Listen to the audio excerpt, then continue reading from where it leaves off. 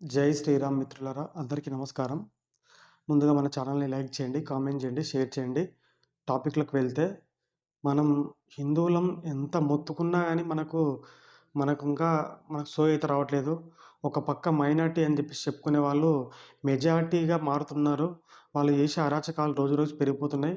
అవి మనకు అరాచకాల్లాగా కనపడతలేవు.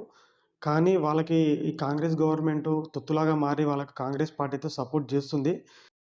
మనకు రోజు రోజుకు ఈ కాంగ్రెస్ తెచ్చిన మనకు వక్ఫ్ బోర్డ్ లాంటి చట్టాలు ఎంత నీచాతి నీచంగా ఉన్నాయంటే, ఒకసారి మనకు ఢిల్లీలోని Hindu cremation ground Waqf board మాదే అని చెప్పేసి క్లెయిమ్ చేసుకున్నది.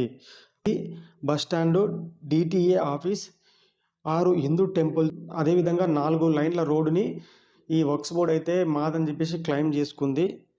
మనకు నిన్ననే జకీర్ నాయక్ అని మనకు టెర్రరిజానికి సపోర్టుగా మాట్లాడుతూ వాడు ఈ దేశాన్ని వదిలిపెట్టి పారిపోయి మలేషియాలో తలదాచుకున్నాడు.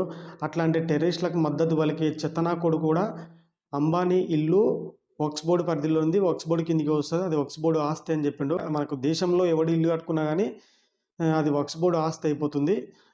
మీకు అంబానీ లాంటి ఇల్లే అది వక్ఫ్ బోర్డ్ పరిధిలోకి వస్తుందంటే, అంబానీ ఏం చేయలేడు. వక్ఫ్ బోర్డ్ మాదే అని చెప్పేసి క్లెయిమ్ చేసుకుంటే, అట్లాంటిది సామాన్య ప్రజలు ఏం చేయగలుగుతారు? దాని మీద ఏం పోరాడగలుగుతారు?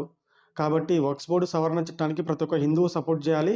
అదేవిధంగా ఇట్లాంటి నీచమైన కాంగ్రెస్‌ను నాకెంత కోపం వస్తుందంటే, ఇట్లాంటి అతీత శక్తులు ఇచ్చిన ఈ కాంగ్రెస్ పార్టీని చెప్పు తీసుకొని కొట్టాలి ఎవడైనా కాంగ్రెస్ పార్టీ వచ్చి మనకు నీతులు చెప్తే హిందువుల గురించి. ఎందుకంటే ఇట్లాంటి రేపటినాడు నువ్వు హిందువులు ఎవరైతే కాంగ్రెస్‌లో ఉన్నారో వాని ఆస్తి కూడా వక్ఫ్ బోర్డ్ అని చెప్పేసి అది స్వాహా అయితుంది.